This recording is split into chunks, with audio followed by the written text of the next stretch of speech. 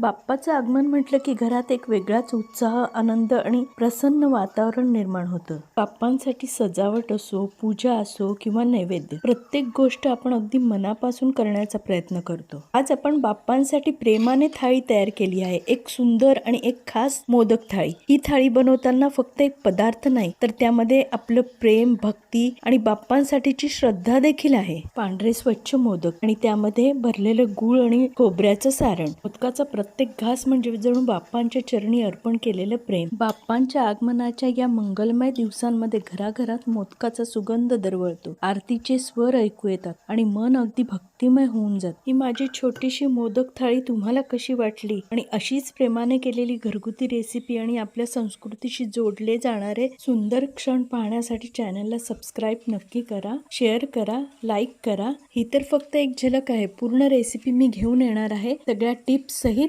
परिपूर्ण अशी मोदक थाळी लवकरच घेऊन येणार आहे.